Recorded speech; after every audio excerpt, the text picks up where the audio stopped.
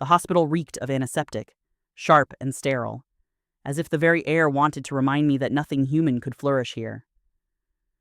The fluorescent lights overhead buzzed faintly, bleaching the room of warmth.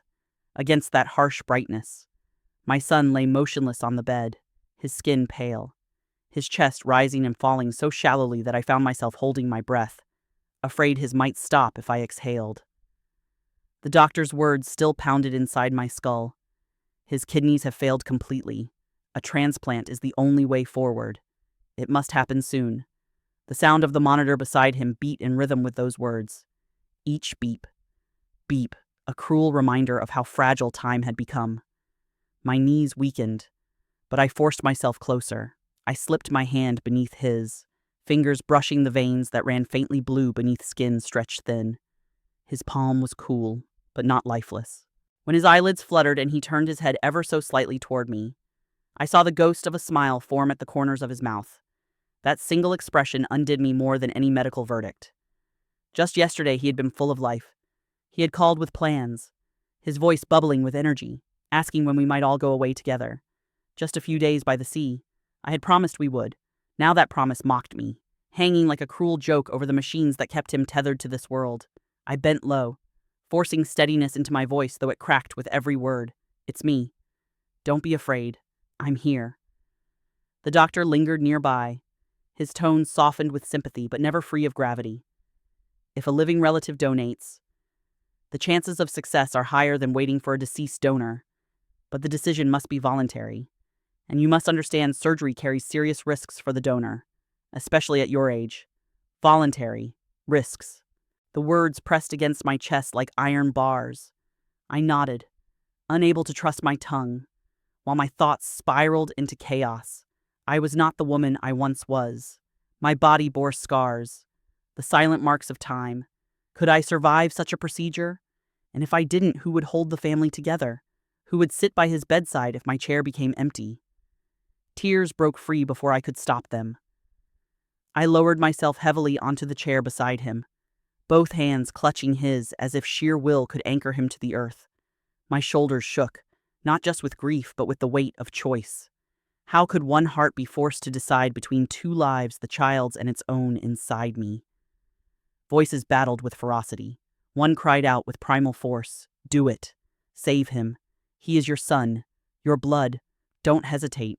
The other whispered coldly, "If you die, you leave him behind anyway. You leave your husband. You leave everything undone. And then who will carry them?" The room tilted with the intensity of that war. They say a mother's love is boundless. But I realized in that moment that it can also be the cruelest battlefield, demanding sacrifices no heart is ready to make. Sunlight slipped weakly through the narrow window, striping the sterile floor in pale gold. I lifted my eyes to him again. His breath rasped faintly, his lips dry, his chest rising as if each inhalation was a fight he might lose. His hand lay limp but warm in mine. My throat tightened, tears spilling as I pressed my lips to his temple. "My child," I whispered, "what must I do to save you?" No answer came, only the steady rhythm of machines, their mechanical patience mocking my desperate need for clarity. I closed my eyes, but instead of relief I found memory. I saw him as a toddler, stumbling across the yard, his tiny hands gripping my fingers. The sunlight of that afternoon was golden and warm, so different from the sterile glare now. His knees had scraped against the stones when he fell, and his cry had pierced me. I had scooped him up instantly, whispering, "Mama's here. Don't cry. I'll take the pain for you." Another memory crashed through the fevered night when I sat awake, pressing a damp cloth to his forehead, counting each shallow breath until dawn. I had whispered over and over, "Don't be afraid. Mama won't leave you." The memories should have given me strength, but instead they tightened the knot in my chest. How could I let him slip away after carrying him through so many storms? Yet how could I ignore the truth that giving him my life might mean losing mine? The monitor's rhythm drew me back to the present, its beeps echoing in time with the voices in my head. I looked down at my hands, the same hands that once lifted him after every fall, once stroked his hair to calm him. They trembled now, lined with age, no longer the invincible tools they had been. When his eyes opened again, weak but searching, I felt my heart break all over. He still looked for me, trusted me, even as the world around him dissolved into tubes and wires. His fragile smile cut deeper than his pain. I pressed his hand to my chest, as though I could merge his faltering heartbeat with mine. "My child," I whispered, a voice cracking. "How can I save you without losing myself?" The silence held me in its grip, and for a moment I thought I might drown in it. Then footsteps tapped against the floor. A familiar presence filled the doorway, carrying with it a storm I had no strength to meet.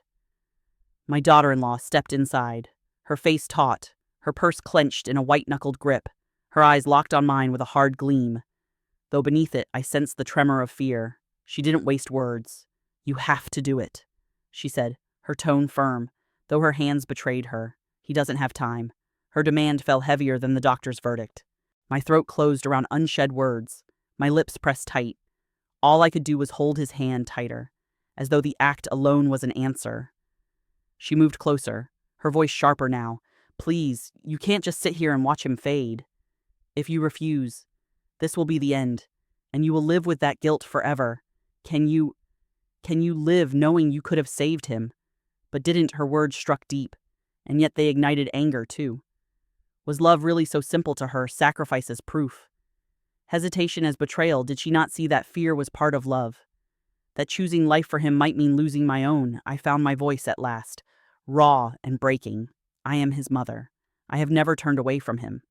But giving him my kidney is not just duty. It is my life, too. Do you understand that?" Her jaw tightened, her eyes burning with something between desperation and rage. "Don't call it fear. Call it what it is: hesitation. Selfishness. If you love him, you don't get to hesitate." The words sliced into me. Selfish. Could she not see the gray that lined my hair, each strand woven from sleepless nights, from worry etched into my very body? Could she not see the countless sacrifices I had already made? My body trembled with rage and sorrow, but I swallowed it down, turning back to the son who lay between us like a fragile bridge. His eyelids fluttered again, his lips curving into that faint, devastating smile. His eyes met mine, heavy with trust, with belief, and in that moment, all arguments fell silent. I bent close, pressed my lips to his damp forehead, and whispered so quietly that only he could hear.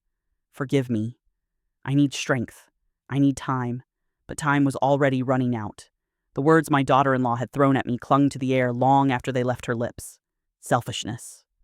The accusation echoed like a verdict passed in a court where I had no chance to defend myself. My chest burned. My throat tightened. But before I could find an answer, the door opened again. My husband entered quietly, but the weight of worry bent his shoulders.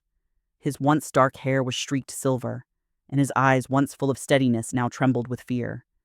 He walked to my side and placed his hand gently on my shoulder. His grip was firm, but beneath it I felt the tremor of his own uncertainty. "What's happening?" he asked softly, though he already knew. His eyes flicked between me, our son, and the young woman standing like an unrelenting shadow at the foot of the bed. "She's hesitating," my daughter-in-law said quickly, her voice sharp, cutting through the fragile quiet. "She knows she can save him, but she's afraid." My husband stiffened, his jaw tightening. He looked at me, not with judgment, but with the depth of someone who had shared a lifetime by my side. "This is not her choice to make for you," he said firmly, turning his gaze back to her. "This is her body, her life. She will decide." But my daughter-in-law would not yield. Her face flushed, her voice trembled, though not with weakness, but with desperation. "Decide. There is no decision left if she doesn't do this. He will die. Every moment we stand here arguing." He slips closer to the end. The room bristled with tension. From the hallway, distant whispers drifted in relatives who had gathered, neighbors who had come to visit. They sat quietly, their eyes sliding toward me whenever I passed. They didn't need to speak aloud, their glances carried their judgment clearly enough. What kind of mother hesitates? What kind of woman cannot sacrifice for her child? Their unspoken words pressed in on me from all sides, suffocating, heavy as chains. The monitors at my son's bedside suddenly spiked, their alarms shrieking. The steady beep, beep, fractured into a harsh, erratic cry. Nurses rushed in, their footsteps quick, their hands moving with practiced urgency. A doctor followed, barking orders as they adjusted wires, checked tubes, pressed needles. I shot to my feet, heart hammering, breath caught in my throat. My husband's hand gripped mine as if to steady both of us. My daughter-in-law gasped, covering her mouth, tears springing to her eyes. The machine screamed, lights flashing red. I felt my knees buckle, the blood drain from my face. Was this it? Was I about to watch him slip away before my eyes? Before I had even chosen minutes stretched into hours in my mind. Then, slowly, mercifully, the alarms softened. The monitor's rhythm steadied.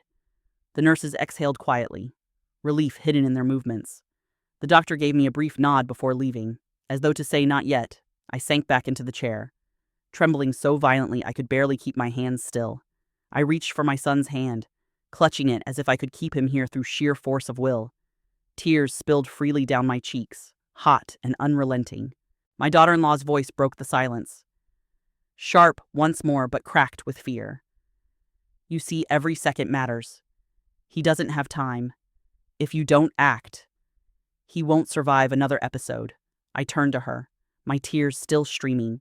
And if I do act, and I don't survive the surgery, what then? Who will care for him? Who will stand beside him if I am gone?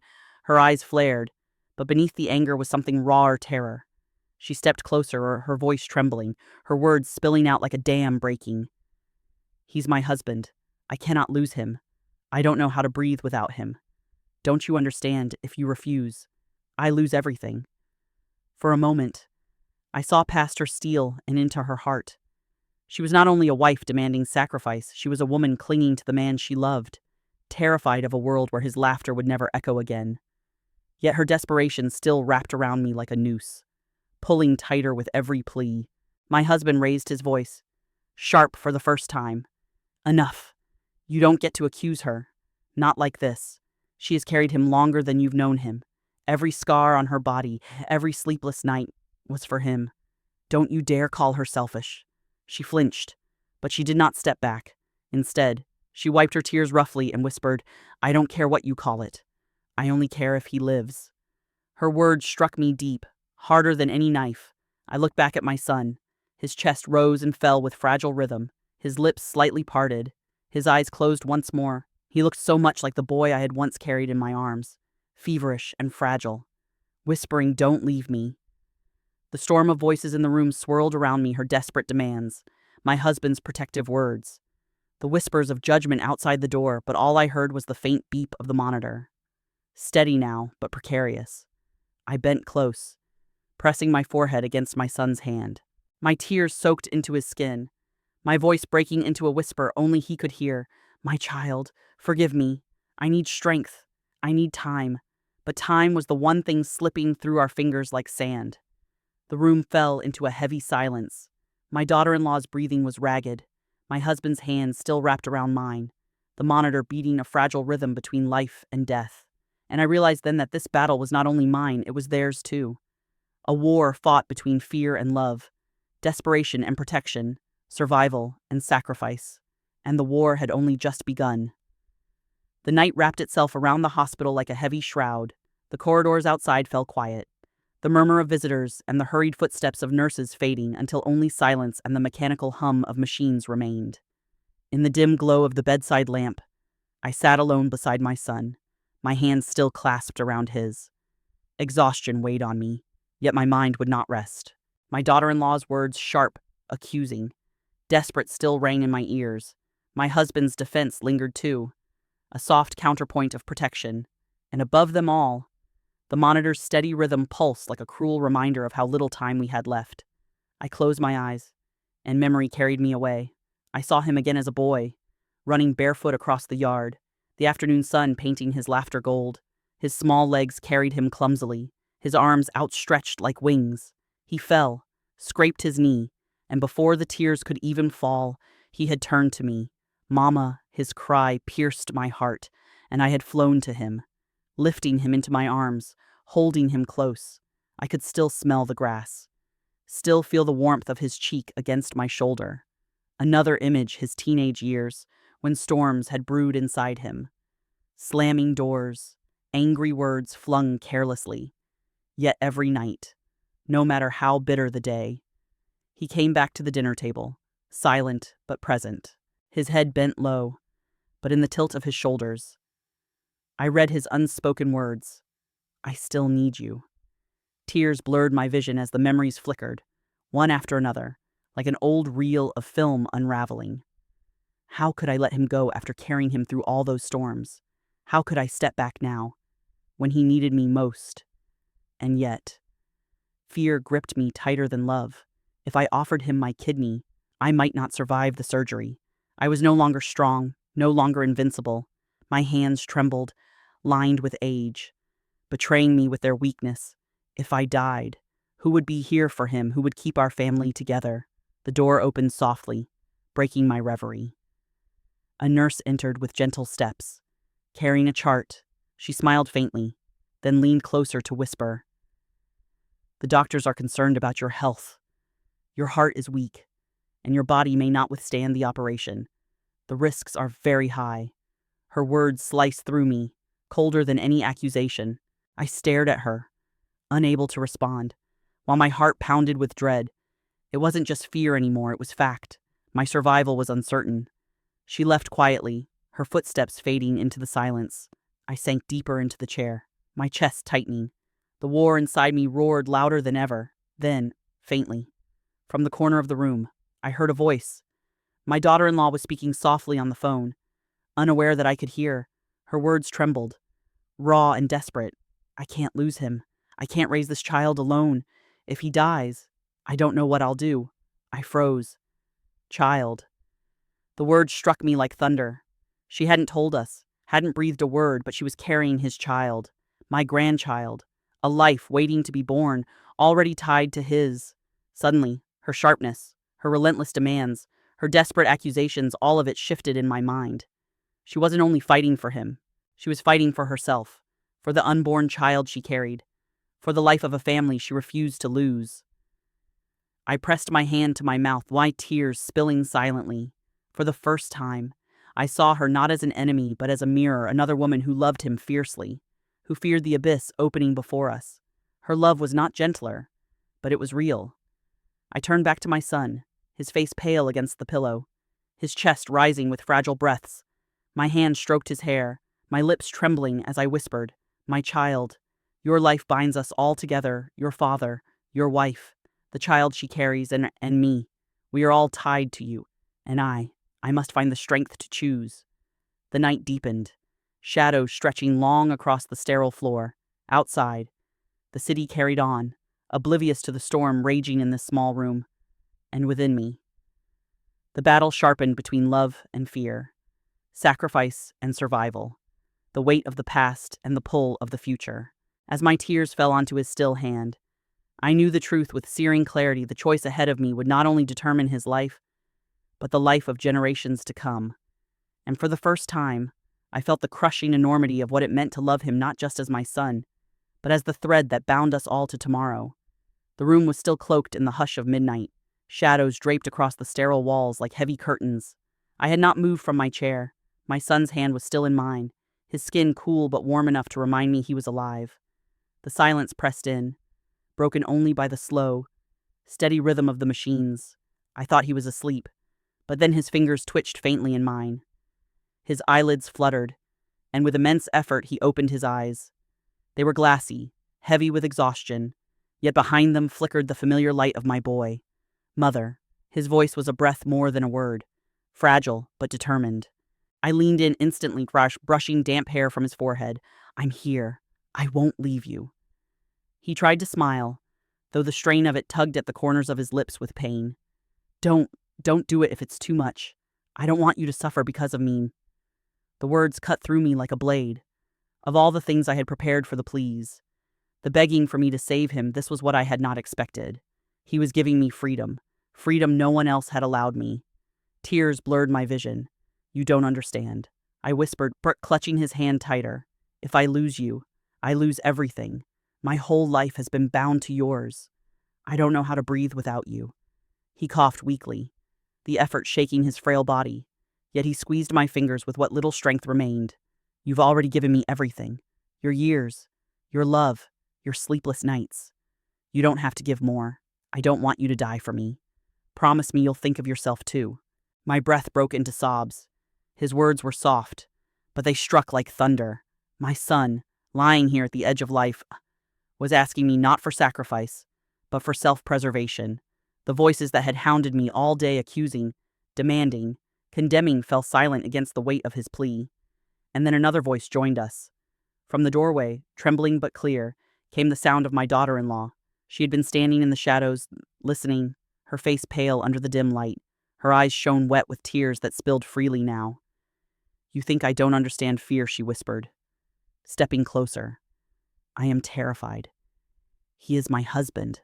The thought of losing him rips me apart, but I don't have the choice you do. Only you can save him. Only you hold his life in your hands." Her voice cracked, and for the first time, the iron hardness broke. "I know I've been harsh. I know I pushed too hard, but it's because I can't imagine this world without him. And now," she placed a trembling hand over her stomach, tears streaming. "Now it's not just me. I carry his child. I carry the life he dreamed of. If he goes, I lose him, and our baby loses a father." The truth I had discovered earlier was now spoken aloud, and it landed in the room with the weight of a stone. For a long moment, none of us moved. I looked from her to him, the fragile man on the bed, and then back to her, the young woman holding a life not yet born. My chest ached with the enormity of it all. His life was not just his, it was hers. It was the child's. It was the future itself. But still, my body trembled. The fear of the knife, the cold table, the unknown darkness on the other side, it held me as tightly as love did. I lowered my head, my voice breaking under the storm inside me. "If I give him this gift, it won't be because you demand it. It won't be because of guilt, or judgment, or anyone's eyes on me. It will only be because I choose it. Because my heart decides." She covered her face with her hands, her shoulders shaking with sobs. My son's eyes, wet with tears of his own, never left mine. "Mother," he whispered, "whatever you decide, I will love you. Always." The words split me open. I bent forward, pressing my forehead against his, letting my tears mingle with his breath. "My child," I whispered, "I love you more than life itself. And when I decide, it will be out of love, not fear." The silence that followed was heavy but different, no longer suffocating, but raw, honest, shared. We remained like that for a long time, a mother, a son, and a daughter-in-law, bound together not just by blood, but by the fragile thread of hope and the unbearable weight of choice. And though the war inside me was far from over, I knew the decision, when it came, would not be stolen from me. It would be mine. Dawn crept slowly into the hospital, pale streaks of light filtering through the blinds and washing the sterile walls in muted gold. I had not slept. My son's hand remained clasped in mine through the long hours of the night, and though my body trembled with exhaustion, my heart refused rest. His words still echoed within me. "Whatever you decide, I will love you, always." When the door opened, the air in the room shifted. The doctor entered first, his expression calm but weighted with urgency. Behind him came my husband, weary yet steady, his hair tousled from a sleepless night. My daughter-in-law followed, her eyes rimmed red from crying, her face pale but fixed with desperate resolve. All three of them turned toward me, their gazes heavy, their expectations pressing down like chains.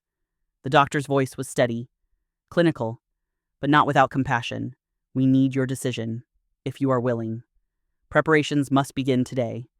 But remember, this must be your choice, freely made." The room fell silent, every breath held, every heartbeat echoing in my ears. My husband's eyes searched mine, filled with fear of losing me. My daughter-in-law's gaze begged silently, pleading not to lose him. My son's weak but trusting eyes anchored me to the ground. Between them all stood me, torn between two lives, his and mine. I rose slowly from the chair, my legs trembling beneath me, the room swaying as though the floor itself shifted under my feet.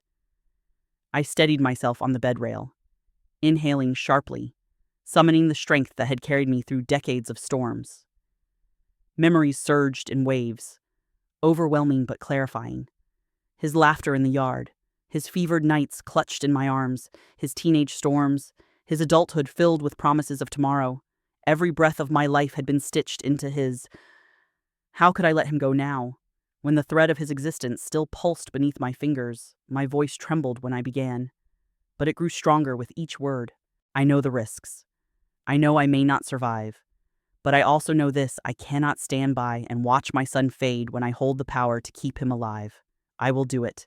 I will give him my kidney for a heartbeat. Silence reigned. Then my daughter-in-law broke into sobs, her hands covering her mouth as relief cascaded down her face. My husband stepped forward quickly, his hand grasping mine with desperate tenderness. "You've decided," he whispered, his voice breaking, "and I will stand with you." I lifted my hand to still them both. "Listen to me," I said, my voice steadier now than it had been in days. "I am not doing this because anyone demanded it. Not because of pressure, not because of judgment, not even because of the whispers outside these walls. I am doing this because I am his mother, because I choose it, because love is not obligation, it is choice." The room shifted with my words. My daughter-in-law froze, her sobs stilled, her eyes wide with something that looked like both sorrow and respect. My husband's tears welled, spilling silently down his cheeks as he kissed the back of my hand. My son stirred, his weak voice breaking the silence. "Mother." His lips curved into a faint, trembling smile, his eyes glistening. "Thank you, but promise me live.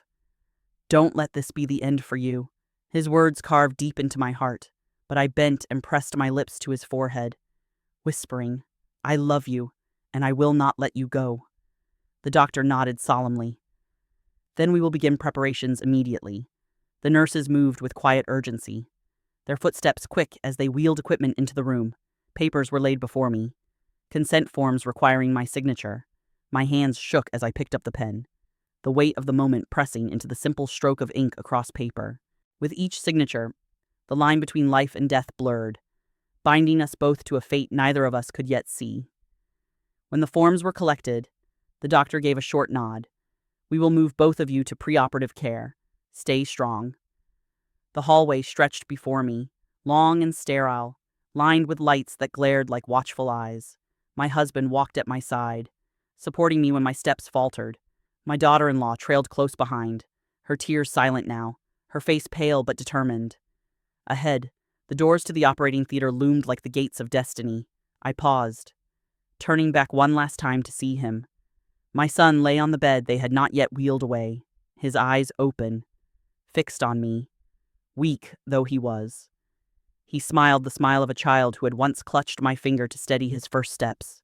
"I believe you." "Mother," he whispered, his voice faint but clear. Tears blurred my vision, but I smiled through them, my heart breaking and steady all at once. "Hold on for me. We will get through this together." The doors parted, and a flood of cold, bright light engulfed me. My body trembled, a key fear crawling along my spine, but beneath it burned something greater resolve. Each step forward was heavy, yet certain. As the doors closed behind me, sealing me into the sterile, merciless world of steel and white, fear loosened its grip. This was no longer a battlefield of guilt, no longer a war fought with accusations and judgment. This was my choice, my love, and I would walk into the light. Trembling but unyielding, because no shadow of fear could eclipse the fire of a mother's heart. The world dissolved into brightness as the operating room swallowed me whole. The lights overhead glared mercilessly, cold and white, while the sharp sting of antiseptic filled my lungs. Metal instruments clinked somewhere nearby, their sterile song echoing in the hollow of my chest. I lay back on the table, my pulse racing against the machines that began to surround me. For a fleeting moment, I closed my eyes and whispered into the silence of my heart, "This is my choice, my love." The mask descended, a hiss of oxygen filling my ears, and then the world fell away. When awareness returned, it was not to pain, but to the steady hum of machines and the dim glow of another room. My body ached, raw and heavy, but I was alive. The weight in my side was a reminder of what had been taken, but the rhythm of my breathing told me what had been given. Slowly, I turned my head. They wheeled him in a moment later, my son. His face was pale, but there was color where before there had been none. His chest rose with steadier breaths, the rhythm of his life no longer dictated solely by the machines. His eyes fluttered open, and when they found me, they lit with a fragile, grateful light. Mother, his voice was weak, but stronger than I had dared hope. A smile curved across his lips, faint but certain. You came back to me. Tears blurred my vision. My hand reached for his, though it trembled with effort. When our fingers met, I pressed them against my chest, feeling the echo of his heartbeat joining mine. I never left you, I whispered, my throat breaking, and I never will. For the first time in what felt like an eternity, the air in the room was no longer heavy. Relief poured into every corner, filling the cracks carved by fear. My husband stood at the doorway, his eyes red but shining with something like hope. He stepped closer, taking my free hand in his own, pressing it to his lips. My daughter-in-law stood nearby, her face streaked with tears, her body trembling as though it might collapse. For once, there was no hardness in her eyes, no accusations or demands. She covered her mouth, sobbing softly, then lowered herself to her knees beside my bed. I'm sorry, she whispered, her words breaking apart. I pushed too hard. I was cruel. I couldn't see past my own fear. Please, forgive me. I studied her face, the vulnerability that had replaced the steel. My gaze dropped to the slight curve of her belly, the hidden life she carried. Slowly, I reached out with my trembling hand and placed it over hers. Love makes us desperate, I said softly. It drives us to protect what we cannot bear to lose.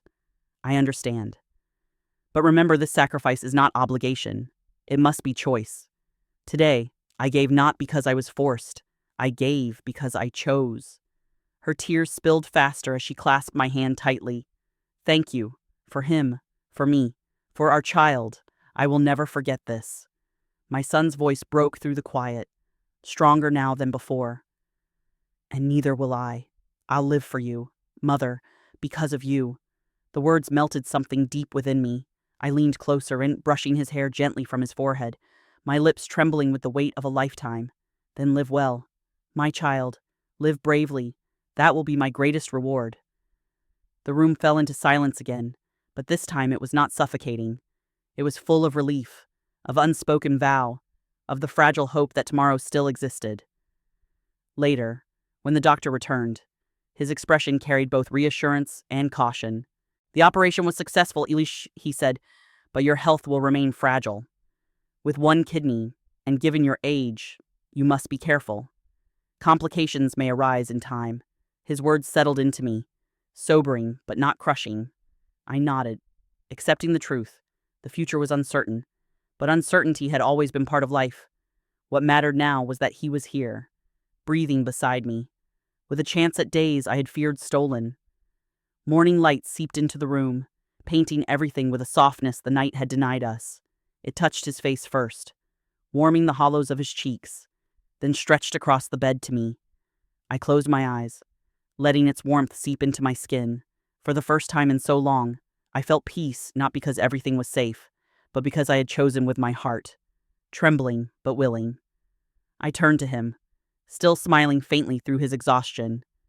He squeezed my hand with a strength that was slowly returning, his eyes shimmering with trust.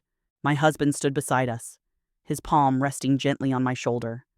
My daughter-in-law remained by the bed, silent but steadfast, her hand brushing lightly against her belly. We were all there, bound by the fragile thread of love, fear, and sacrifice. I looked at them and understood something with crystalline clarity. Love does not erase fear. It does not guarantee safety or promise happy endings. Love asks us to walk forward anyway through the terror, through the pain, through the uncertainty, because life without it is no life at all. I squeezed my son's hand tighter, tears slipping quietly down my cheeks. Whatever comes next, I whispered, we will face it together. The sun climbed higher, spilling more light into the room, casting shadows that stretched and softened against the walls. Light and shadow, side by side, like fear and love, like sacrifice and survival, like death and life. Two halves of the same truth, woven together in the shape of a mother's heart. And as the day began, fragile yet full of promise, I held on to that truth. Whatever came tomorrow, whether pain, weakness, or fleeting joy, I would carry it. because in choosing him, I had chosen love, and love, I realized at last, was enough.